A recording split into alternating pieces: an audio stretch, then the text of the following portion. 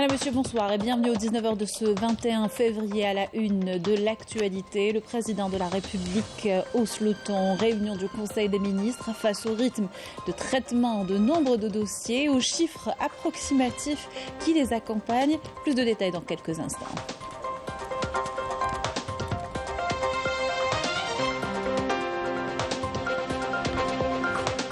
À la veille de la journée nationale de la cohésion du peuple avec son armée instaurée par le président de la République, on vous propose de revenir sur ce lien fort et indéfectible qui tire sa source de la nature même de l'ANP.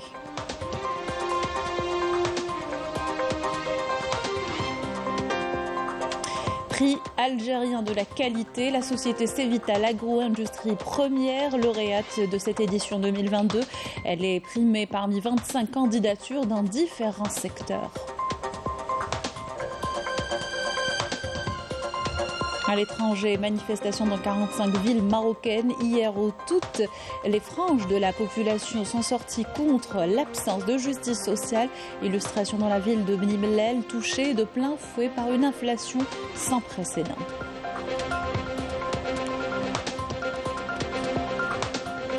On vous emmènera dans cette édition balade dans la Casbah de Délice, une des plus anciennes du pays. Visite proposée par un guide touristique bénévole, natif de la ville et amoureux de son histoire.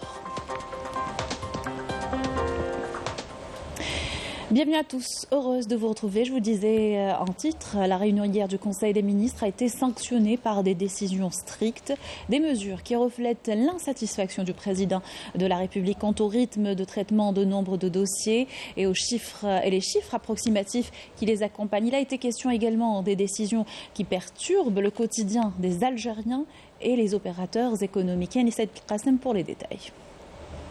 Le président a montré clairement son insatisfaction de la cadence de traitement de nombreux dossiers par le gouvernement. Des échéances trop longues et des chiffres approximatifs, des décisions qui perturbent le quotidien des citoyens et celui des opérateurs économiques. Le président n'a fait preuve à ce jour ni d'autoritarisme ni de protectionnisme. Il n'a à aucun moment ordonné la destruction de constructions illicites, mais plutôt de prendre des mesures pour que cela ne se reproduise plus à l'avenir. Le président œuvre pour une Algérie ouverte sur le monde. Il n'a à aucun moment interdit les importations qui restent nécessaires dans tous les pays du monde. Son exigence est la fin de l'anarchie. Il a instruit d'assainir le secteur pour mettre fin aux surfacturations, source de transferts illicites d'importantes sommes de devises qui se chiffrent en milliards de dollars. Cette opération d'assainissement du fichier des importateurs a permis de démasquer et de radier un grand nombre d'importateurs dont le chiffre a chuté de 43 000 à plus de 14 000 inscrits au registre de commerce. Le citoyen est une ligne rouge et demeure la priorité des priorités. Toute l'action du président de la République a pour objectif de refléter la volonté des Algériens qui l'ont élu le 12 décembre 2019 et qui ne veulent ni un retour aux pratiques du passé, ni à l'autoritarisme, ni au protectionnisme, ni à la hogra et au désastre que représente un pays qui a été verrouillé et livré au bon vouloir de certains dangereux bureaucrates. L'Algérie des années 2020 est radicalement différente, elle est sur la bonne voie, elle est dirigée par un président qui a gagné l'estime de toutes les franges de la société. Le président Tebboune reste fidèle à ses 54 engagements et aux grandes aspirations de son peuple. Hier, en Conseil des ministres, il a été question également de la création d'un dispositif de veille multisectoriel. Il se chargera du contrôle de l'approvisionnement du marché en produits de base durant le ramadan. Ces produits sont souvent détournés et sujets à la spéculation. Illustration à Oran, où les services de la répression des fraudes multiplient leurs interventions. Yasmine Massaouti. La spéculation, souvent à l'origine de la pénurie de certains produits de large consommation. Mais certains comportements de consommateurs qui stockent les produits contribuent à la raréfaction des produits sur le marché. Les citoyens dénoncent cette pratique. Tous les produits sont disponibles. Ce n'est pas la peine d'acheter de grandes quantités. Les consommateurs doivent être raisonnables et prendre de petites quantités. Tout est disponible, l'huile de table, le sucre sont toujours disponibles en quantité suffisante. Il faut arrêter ces pratiques. C'est les consommateurs qui sont responsables des pénuries de certains produits. Cela ne sert à rien d'acheter de grandes quantités, surtout à l'approche du mois sacré de Ramadan. Nous recevons de la marchandise tous les jours, qu'il s'agisse d'huile, de sucre ou de semoule. À l'approche du mois sacré de Ramadan, les services de contrôle de la qualité et de la répression de la fraude multiplient les contrôles, infligeant de lourdes sanctions aux spéculateurs. Les produits alimentaires de large consommation sont disponibles ici dans la wilaya d'Oran. Comme vous le voyez devant vous, c'est vrai que les commerces ont enregistré une légère pénurie ces derniers temps, mais tout est rentré dans l'ordre grâce aux efforts des autorités locales chargées de la lutte contre la spéculation. Ils veillent à la disponibilité des produits alimentaires sur le marché. Les équipes de contrôle et de la répression des fraudes assurent les inspections régulières pour contrôler l'organisation et lutter contre ce phénomène. Et l'accélération de la réalisation des voies ferrées autour du projet Garage Villette ordonné hier par le président de la République en Conseil des ministres. Il s'agit là d'un des plus importants projets de mine avec une capacité de production de 12 millions de tonnes de fer par an. La mine promet d'insuffler une dynamique économique dans toute la région. Elle ouvre la voie également à l'implication de PME et des start-up dans des secteurs en lien avec les mines. Manel Abdi, Yamina Saïch. Au sud-est du pays, et plus précisément à Garage Villette, à 170 km de Tindouf, se trouve la troisième plus grande réserve de fer au monde. L'exploitation de ces réserves constitue un projet stratégique qui permettra à l'économie du pays de se défaire de sa dépendance aux hydrocarbures et de passer à la production et à l'exportation du fer. Il y a une réelle volonté politique pour encourager et favoriser la production nationale qu'on peut observer à travers la création de milliers de PME, de PMI et de start-up qui contribueront au développement de l'économie nationale et ce, à travers une exploitation optimale des ressources énergétiques et gazières pour aller justement vers un changement économique des industries structurantes. La mine de Garage Villette renferme une réserve de plus de 3 milliards de tonnes de fer, de quoi faire de l'Algérie un des plus grands producteurs et fournisseurs au monde de ce minerai. Ce projet consiste en la réalisation d'une nouvelle voie ferrée reliant Garage Villette à Béchar, ce qui permettra de booster l'activité économique dans toute la région. Le développement des grands projets industriels, notamment dans le domaine de l'énergie et des mines, constitue une priorité de l'État afin de diversifier l'investissement et exploiter au mieux les ressources naturelles du pays. À la veille de la journée nationale de la cohésion du peuple, avec son armée instaurée par le président de la République, on vous propose de revenir sur ce lien fort et indéfectible qui tire sa source de la nature même de l'ANP et surtout ses missions. Amel Bouakba. لك عشنا يا وطني نفدي بالروح أراضينا قد كنا أمس عمالقة في الحرب. Les liens entre l'armée nationale populaire et le peuple algérien sont inébranlables, unis par l'amour de la patrie, une union qui fait la force et qui permet de surmonter toutes sortes d'épreuves et de remporter de grandes victoires. Cette cohésion est restée immuable face à toutes les tentatives de déstabilisation et menaces qui guettent l'Algérie. Digne héritière de l'armée de libération nationale, l'ANP demeure le rempart imprenable de la nation, le défenseur de ses frontières et le garant de sa sécurité et de sa stabilité. À travers les différentes étapes historiques, cette cohésion constante entre le peuple et son armée est d'ailleurs bel et bien visible. L'histoire retiendra que l'armée a toujours été présente aux côtés de son peuple durant les moments difficiles. En plus de son rôle de défenseur de la souveraineté nationale et de son engagement sans faille pour préserver la sécurité et la stabilité du pays, l'ANP s'est toujours mobilisée durant les différentes crises et catastrophes naturelles qui ont frappé l'Algérie. C'est ainsi que les éléments de l'ANP ont assumé leur mission humanitaire avec dévouement et professionnalisme en déployant de gros moyens matériels et humains sur le terrain. C'est le cas durant les incendies, les séismes et la crise sanitaire liée au Covid qui ont secoué notre pays. Dans les circuits périlleux, l'armée ne ménage aucun effort pour secourir les citoyens, débloquant les routes durant les intempéries, apportant aide et assistance aux populations sinistrées. Pétrie de patriotisme et issue du peuple, l'armée nationale populaire incarne la grandeur et l'authenticité de l'Algérie. Une Algérie qui avance à pas sûrs vers le développement et la prospérité.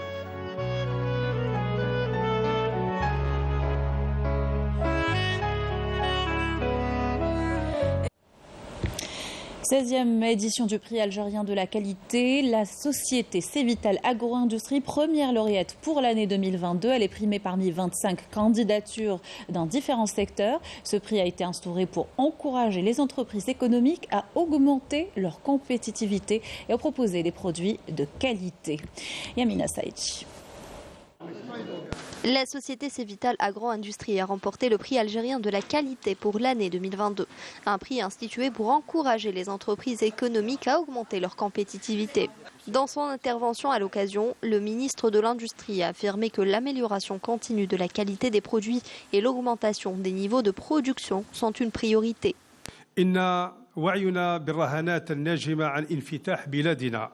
Nous sommes conscients des défis engendrés par l'ouverture de notre pays sur l'économie mondiale. Notre économie nationale doit être boostée et plus ouverte sur l'économie de marché. C'est pourquoi nous devons aujourd'hui accorder plus d'intérêt à la promotion du système national de gestion de la qualité et son renforcement de manière à englober toutes ses composantes.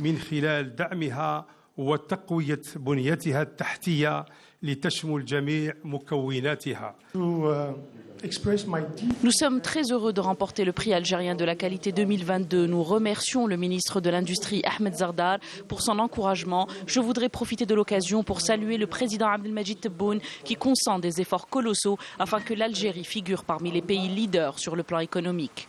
Par ailleurs, le ministre de l'Industrie a salué la démarche de certaines entreprises ayant adopté les normes algériennes ISO 37001 pour protéger leurs cadres et fonctionnaires de toutes les formes de corruption.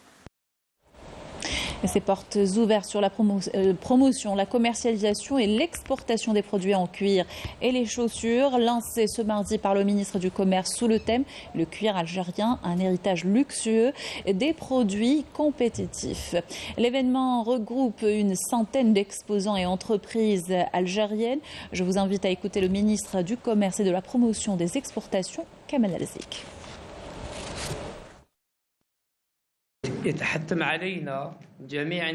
Les responsables, les opérateurs économiques ainsi que les associations professionnelles doivent conjuguer les efforts en vue de développer et soutenir cette filière économique importante, à fort potentiel productif, et ce en assurant un climat favorable en vue de promouvoir le produit national et à être compétitif tant sur le plan national qu'international, en ayant des parts dans les marchés internationaux, un objectif qu'on pourra atteindre au vu des potentialités de notre pays qui compte pas moins de 2400 entreprises activant dans le domaine de la fabrication de la chaussure.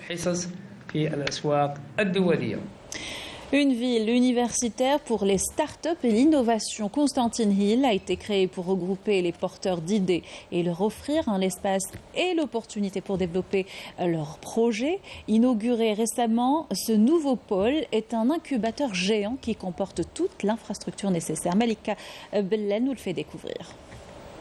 Couvrant 180 hectares, Constantine Hill constitue un véritable terrain d'innovation dans lequel les porteurs de projets peuvent échanger, partager et concrétiser leurs idées novatrices. Nous avons eu l'idée de fabriquer un produit 100% naturel à base de plantes qui va permettre de diminuer les effets secondaires de la chimiothérapie. Nous avons pu également extraire de l'huile à partir de cette plante et nous essayons d'en extraire le principe actif qui pourrait être utilisé dans le traitement du cancer. L'Université de Constantine a créé cet espace pour permettre aux porteurs d'idées de les concrétiser. Notre projet consiste à réutiliser les huiles usagées pour les transformer en d'autres matières. L'espace à caractère technologique accueille aussi un grand laboratoire de fabrication doté d'un équipement de pointe. Il inclut également 2 plateformes de biotechnologie regroupant des moyens technologiques d'excellence et une autre de microbiologie. Résidente en microbiologie, on évite l'utilisation des techniques manuelles. On passe à des techniques totalement automatisées. Notre projet consiste à fabriquer une voiture à 3 roues destinée aux personnes en situation de handicap. Nous avons à notre disposition une plateforme avec un matériel adéquat qui va nous permettre de fabriquer le premier prototype. Et afin de valoriser encore plus les compétences algériennes et rapprocher l'étudiant du monde du travail et de l'entrepreneuriat, Constantine Hill contient 600 sièges pour abriter des start-up, des incubateurs d'entreprises et une maison d'intelligence artificielle. Ces espaces mis à notre disposition vont nous aider à développer nos idées et concrétiser nos projets sur le terrain. Les étudiants utilisent ces espaces pour se former, s'entraîner et porter à maturité leurs idées afin de pouvoir créer leurs propres start-up et micro-entreprises. La ville technologique compte également une résidence pour accueillir les étudiants pendant et après leur cursus universitaire.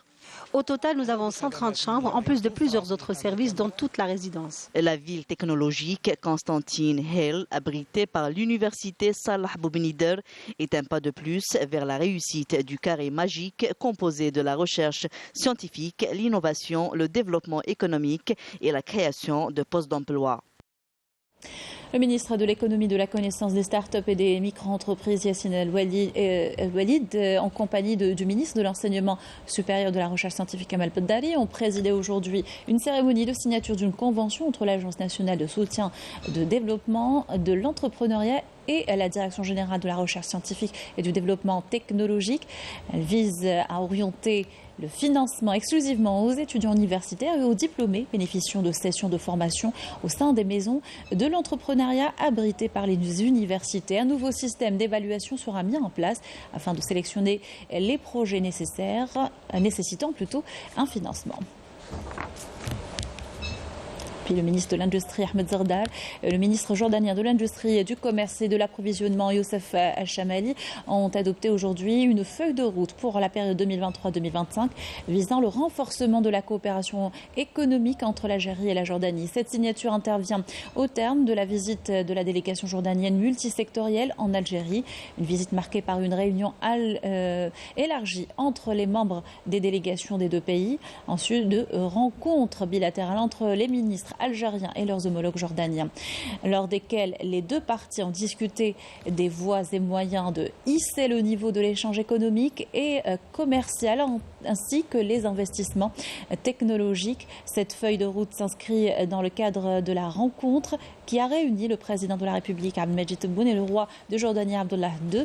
Une rencontre lors de laquelle les dirigeants des deux pays ont exprimé leur volonté de renforcer la coopération entre les deux pays.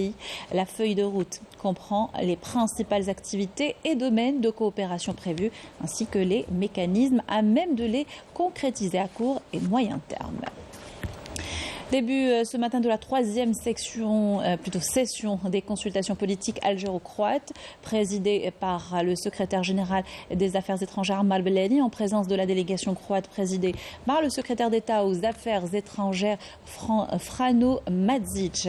Il s'agit d'un mécanisme de coopération entre les deux pays. Il a été question de l'élargissement de la coopération à de nouveaux secteurs économiques et culturels et les moyens d'approfondir le dialogue politique bilatéral.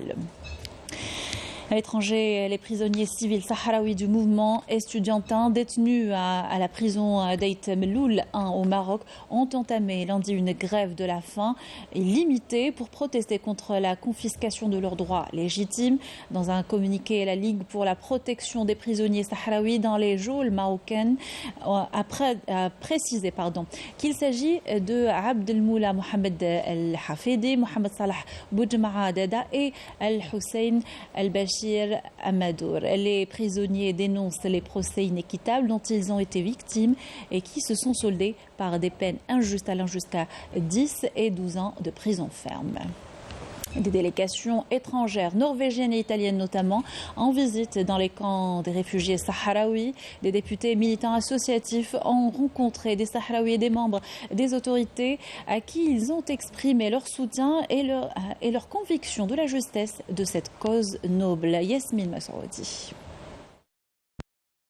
La violation du cessez-le-feu par le Maroc au Sahara occidental continue de susciter de vives réactions des instances internationales et un grand élan de solidarité de par le monde. Composée de partis politiques et d'organisations de jeunesse, une importante délégation norvégienne s'est rendue au camp de réfugiés sahraouis pour témoigner leur soutien à cette cause juste. Nous sommes ici pour voir la vie dans les camps de réfugiés, mais aussi pour témoigner notre solidarité avec le peuple sahraoui. Nous sommes là pour réaffirmer la position de notre pays qui soutient cette cause juste. Je suis très fier d'être ici aujourd'hui en présence de plusieurs partis politiques norvégiens qui soutiennent la cause sahraoui. Ce dont nous avons besoin est l'union des grandes nations pour soutenir cette cause juste. Une délégation italienne était également présente dans les camps de réfugiés sahraouis. En concrétisation de leur soutien et de leur solidarité, des accords de jumelage ont été signés entre des associations italiennes et des représentants du peuple sahraoui. Nous sommes là pour réaffirmer notre soutien à la cause sahraoui. Je demande au peuple sahraoui, en mon nom et au nom de tous les membres de la délégation qui m'accompagnent, de tenir bon. Nous sommes à leur côté. Le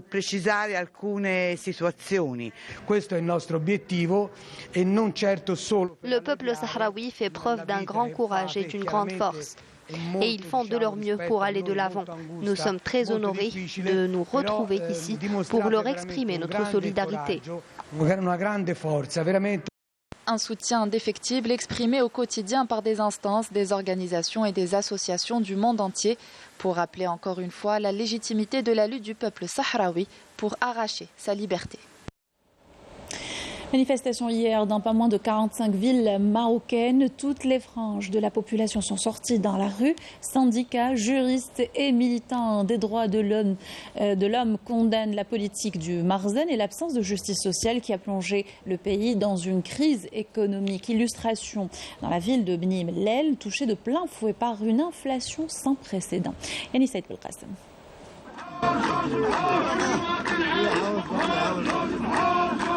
Les Marocains continuent de sortir dans les rues pour dénoncer l'injustice et la précarité sociale.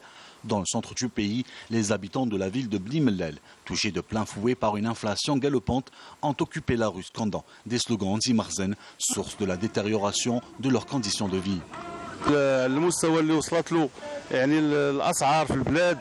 ويعني في جميع كاين الغلاء في جميع المجالات وكاين تراجعات مهوله في القطاعات اللي كتهم الطبقات المسحوقه بالخصوص وعلى راسها التعليم والصحه والتشغيل. اليوم كاينه البطاله دائره التسول وصلت واحد الدرجه لم يسبق لها مثيل. هذا كله راجع علاش لانعدام فرص الشغل. Une crise économique et sociale sans précédent à cause de la politique tributaire du régime du Marzane, notamment depuis la normalisation des relations avec l'entité sioniste, chose que le peuple n'arrive toujours pas à consentir. سياسة فاحشة فاجرة سافرة علاش؟ لأنها لم تترك انتهاكا للحقوق إلا ومارسته، يعني أنها الدولة منتهكة جميع الحقوق ديال المغاربة وكملتها بالتطبيع مع العدو الصهيوني، يعني أنها دخلت لنا الصهاينة للبلاد، دخلتهم لنا وهاد الصهاينة حتى هي يعني أن مطبعة هي مع الفساد ومطبعة عاوتاني مع الصهاينة. Syndicats, juristes, militants des droits de l'homme condamnent la politique du Marzane qui a plongé le pays dans une crise économique et sociale sans précédent. Chômage, pauvreté, disparité sociale, violation des droits de l'homme sont autant de fléaux qui minent le royaume. زاد الاستبداد وزاد الفساد مع الأسف. نحن الآن نقول في هذه اللحظة وباسم الجبهة الاجتماعية الفرع ديال الدار البيضاء أقول أننا الآن حنا في المغرب كنعيشوا حالة استثناء غير معلنة، غيقولوها لنا، يقولوا لنا صافي المغرب ما بقاش نحتاج لا الأحزاب السياسية لا النقابات لا الجمعيات، وتا واحد ما يخرج وتا واحد ما يجي الجوع، وتا واحد ما يحس بالظلم نهائيا، لأنه الآن ممنوع الواحد يحس بالظلم. Des juristes marocains ont mis en garde contre la détérioration du niveau de vie et les restrictions croissantes des libertés au Maroc, pointant du doigt la politique publique adoptée par le régime du Marzane qui entraîne le pays dans un bourbier de drame à tous les niveaux. خاصة على مستوى الحقوق الاقتصادية والاجتماعية غوال بشكل كبير.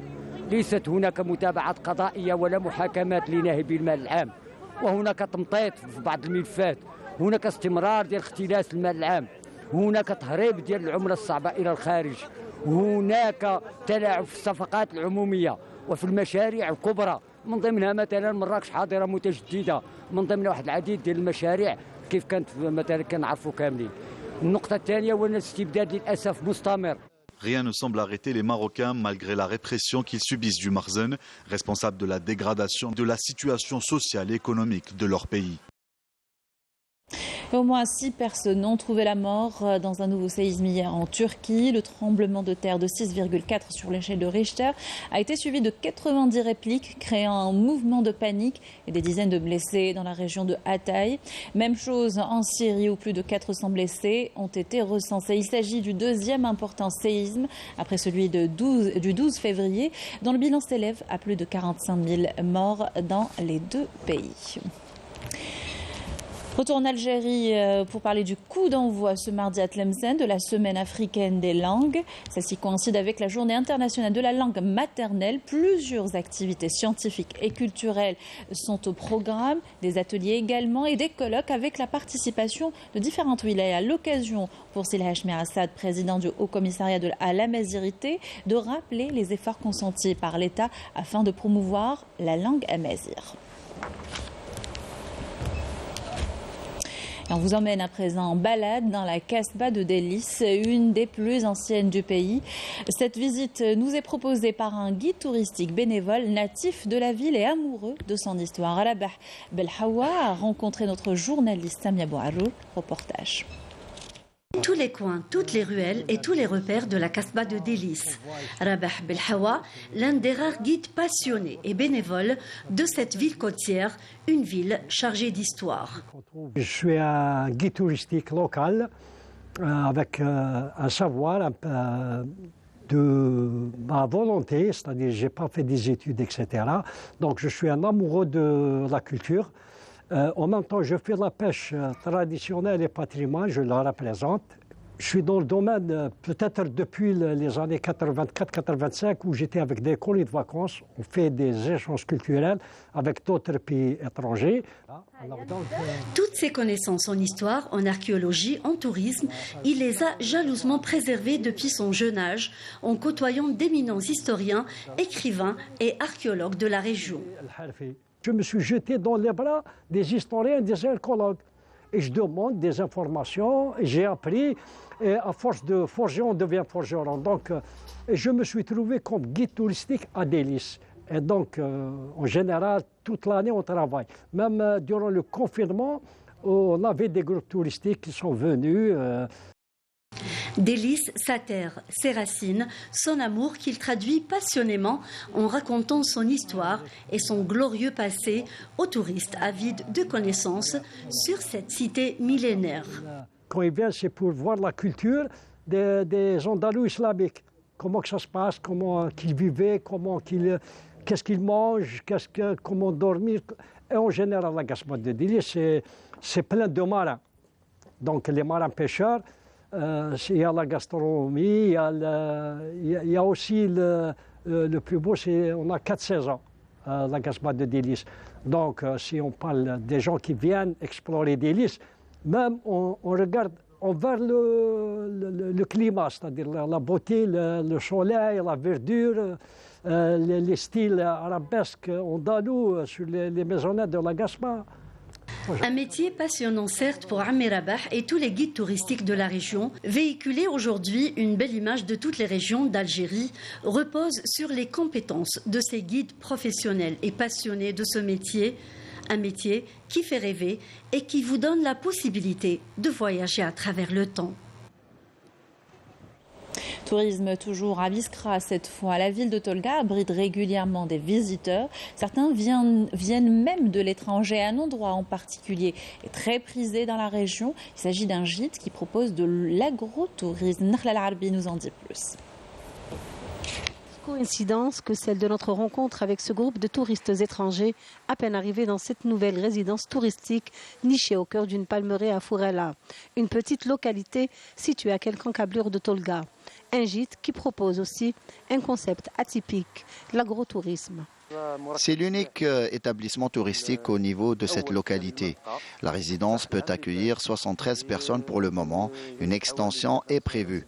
Il faut rappeler qu'aucun palmier n'a été touché lors de la construction de cette bâtisse et c'est justement ce qui lui confère un cachet particulier, celui du tourisme oasien, un concept nouveau qui prendra forme ici. Le touriste sera en contact direct avec la nature, à savoir les palmiers déjà, et les produits issus de l'agriculture locale, mais pas que. On compte aussi mettre en avant la gastronomie locale et l'artisanat de la région. L'entrée en vigueur de la décision de délivrance du visa de régularisation aux touristes étrangers les a fait venir en masse. Cette mesure est aussi une bouffée d'oxygène pour les opérateurs de ce secteur qui a lourdement pâti de la pandémie du Covid. Nous avons organisé ce circuit touristique de Tbessa et on finit par Aloued. Et cet événement, nous avons eu la chance d'avoir des touristes étrangers et que nous l'avons pour la première fois fait le visa de régularisation. Et nous sommes entrés par Tbessa. Beaucoup parmi eux ont voyagé à travers le monde. Néanmoins, leur première visite en Algérie, notamment à Tébessa, Betna et Biskra, leur a d'emblée donné envie de revenir. C'est la première fois que je viens en Algérie. J'ai beaucoup surpris ici. Je veux beaucoup des endroits qui sont merveilleux en Égypte, en Turquie, au Vietnam et l'autre, mais Algérie, c'est un pays que je veux en Timgat, au balcon, comment ça s'appelle, balcon Rofi. C'est plus que merveille du monde. C'est la deuxième fois que je visite l'Algérie, j'en suis ravie. J'ai beaucoup voyagé, mais je ne connaissais pas l'Algérie voisine et je suis tombée sous le charme de ce beau pays. Sans compter l'accueil et la gentillesse des Algériens. Beaucoup de choses, notamment l'histoire et la culture, unissent nos deux peuples. J'ai adoré venir ici. Ça ne sera certainement pas mon dernier voyage. Je suis venue avec le groupe des voyageurs tunisiens. Oui. Voilà. Et quelles sont vos premières impressions? Vous avez commencé par le nord, vous avez vu Tébessa. Tébessa, oui, c'était très bien. On a été très bien reçus par les autorités locales qui nous ont fait une réception extraordinaire. D'abord, c'est un ancien rêve que j'accomplis aujourd'hui. Et puis, cela fait quand même probablement au moins 1 an que j'entends, comme je suis un professionnel du secteur, je constate la grande envie de l'Algérie de développer son tourisme. Mes impressions sont magnifiques, elles ne sont pas bonnes, elles sont très, très, très bonnes. Voilà. Je crois que ce secteur a un avenir devant lui. Il y a une grande volonté qui, j'espère, se concrétisera dans les prochaines années. Il est certain que le tourisme, qu'il soit saharien, culturel ou patrimonial, est en plein essor dans la capitale des Ibans, ce qui n'est pas pour déplaire aux professionnels du secteur. Un mot de sport pour finir. Football, l'AGS Kabylie est éliminé cet après-midi par le SCAF Miss Miliana en 16e de finale de la Coupe d'Algérie. La rencontre s'est soldée par 2-0 au stade de Ain Defla. Voilà qui termine notre journal. Merci de l'avoir suivi. Excellente soirée sur Canal Algérie.